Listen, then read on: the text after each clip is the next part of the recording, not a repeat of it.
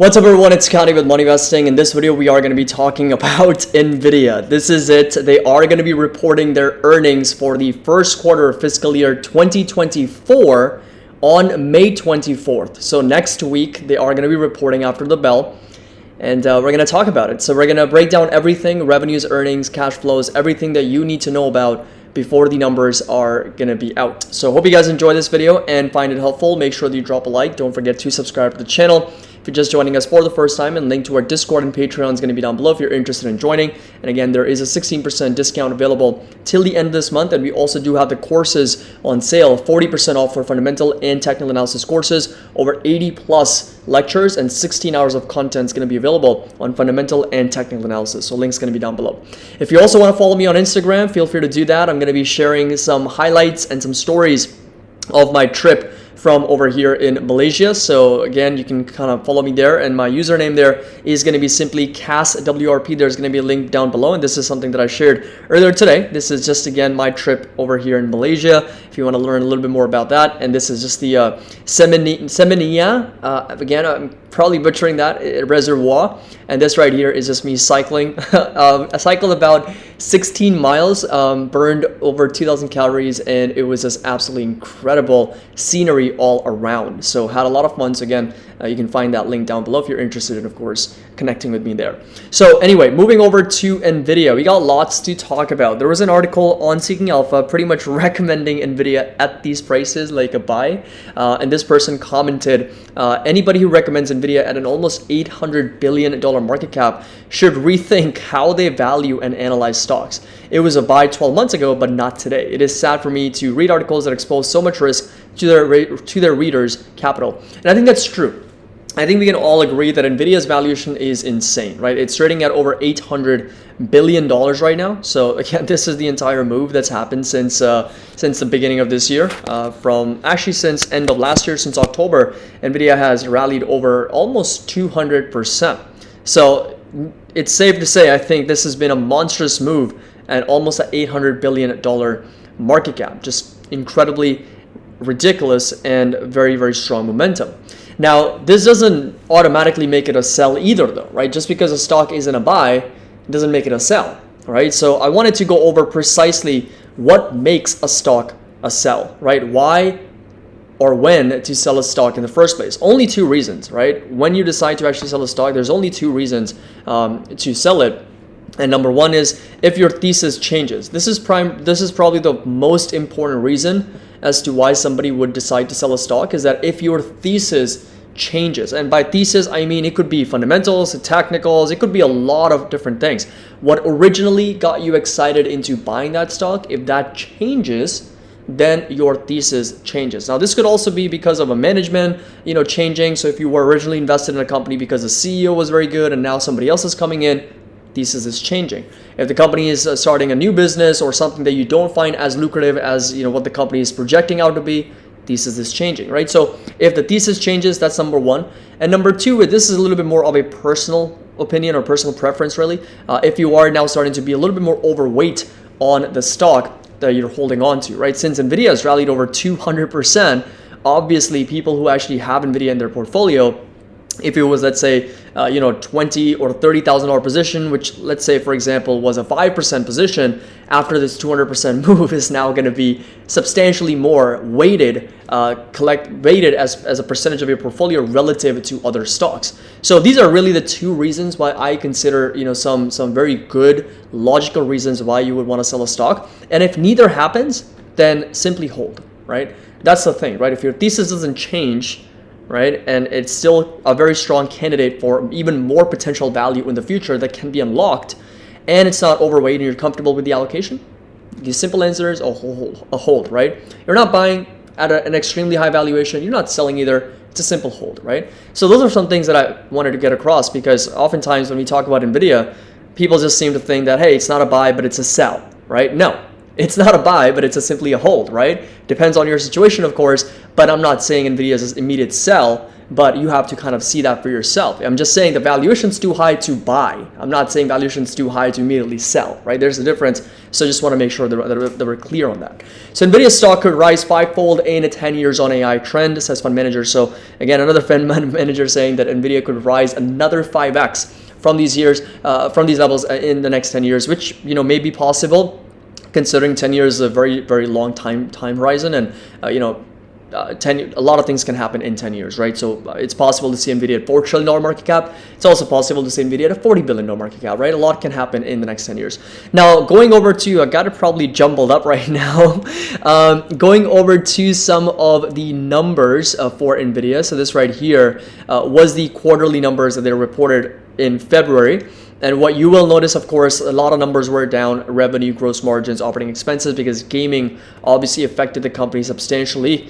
And this right here is on the entire year, fiscal year 23 over 22. And of course, a lot of numbers were down. So revenue was more or less flat, coming in at just under $27 billion.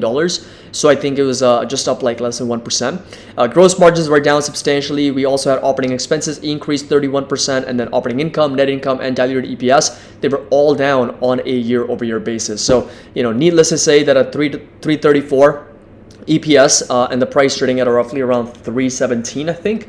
What is the price? 312. We're looking at Nvidia right now on a trailing basis, trade at over 93 times earnings, right? Almost 100 times earnings, which obviously is super crazy. In terms of balance sheet, they do have a pretty strong balance sheet, right? So more cash at over 13.3 billion versus total debt at 12 billion. So we got a negative net debt of about $1.27 billion. Very strong current and quick ratio. So again, balance sheet, there's never been an issue for Nvidia. I also talk a little bit about the net liquidation value, which for Nvidia is going to be roughly around $1.5 billion, right? So it's going to be less than a penny for Nvidia in terms of net liquidation value, because of the assets, the recovery rate, and the total liabilities that Nvidia has at close to over $19 billion. Now, coming over to the other side, which is the outlook and the actual earnings estimates from investors. Nvidia expected to report first quarter fiscal year 24, which, by the way, again, is going to be reported next week on May 24th. Revenue, they're expecting somewhere between actually 6.5 billion plus minus 2%. And GAAP and non-GAAP gross margins are expected at 64% and 66.5% respectively. So they are once again coming back up on those gross margins. They're increasing that guidance, which obviously is going to put them back into this year being a growth year and higher profitability as well. GAAP and non-GAAP operating expenses are expected to be around 2.5 and 1.78 billion respectively, and GAAP and non-GAAP other income and expenses are expected to be an income of approximately 50 million, and then GAAP and non-GAAP tax rates around 13%, plus or minus 1% excluding any discrete items. So this right here is the guidance going into next week here. Now going over to the actual numbers. So this is going to be the EPS estimate of $4.54. So you can see the 2024 numbers for this year. They're expected to grow their earnings by almost 36% to $4.54 and all the way up to as much as $20 per share. If you plug those numbers in to our calculator, into our spreadsheet, we get a 25% CAGR for the next 5 years and an 18% CAGR for the next 9 years, right? So we're looking at 18 to 25% growth for net income on Nvidia over the next 5 to 9 years. That's earnings per share according to estimates from analysts. And this is their share dilution since 2014, very, very modest, about 0.5% per year, which is again not a big deal. They have been issuing a little bit of shares, but very, very small amount. So if you plug these numbers into our spreadsheet here, right? So what I have is $11.259 billion. This is as of 2023, of course, and over 2.5 billion shares outstanding for Nvidia. And instead of going with, let's say, 18% or 25%, you know what? I'm going to go with 25%. I'm going to go with the optimistic estimates that analysts have. Heck, I'm even going to go as high as 30%. Let's just do 30% growth rate for net income for Nvidia. Revenue continues to grow, margins also expand. There's a lot of possibilities. Why not? And then P multiple, let's go with 30 to keep that intact. And remember, we're coming down significantly, right? From 93, 94 on a trailing basis down to like 30, which is obviously going to compress that P multiple. So 12% discount rate, 10% margin of safety, and we get a share dilution of about 0.5%. We get a fair value of close to $249 per share. So this right here would be the fair value at a 30% growth rate and a 30 times P multiple for the company. $249, a little bit under $250, which represents about 20% more downside needed for Nvidia to be trading at an intrinsic value, which obviously analyzes the stock with a way that the growth is going to be 30%, 30%, and 30p multiple. I'm not that optimistic, right? This would be like the optimistic assumption that I would make. Like this would be the best case scenario for Nvidia, for me personally.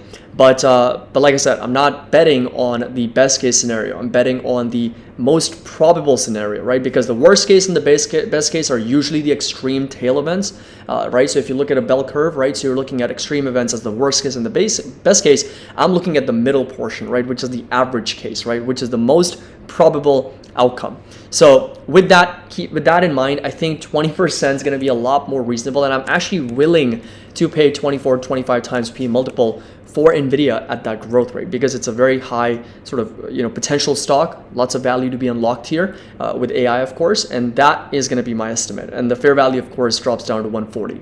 So I know that this is not what everybody wants to see, but unfortunately, in my opinion, just given the circumstances, given the valuation, given the future potential, and given what I'm personally willing to pay for the expected growth on a conservative basis, is going to be closer to 140. Now, of course, you can again go ahead and pick a 28% growth rate and a 35 times P multiple, and you'll end up at 270, or you'll end up at 200, or you'll end up at 97, right? So you have to decide based on this grid where you kind of see Nvidia as a company in terms of valuation and expected growth rate and P multiples. For me, it's going to be a little bit under 140. I do still have very, very small amounts of Nvidia. I did end up exiting a little bit at 270s. Of course, who knew that it would rally past $300? But again, it was just that so I kind of did not follow my own advice, right? So at the beginning of the video, I pretty much mentioned that if those two things happen,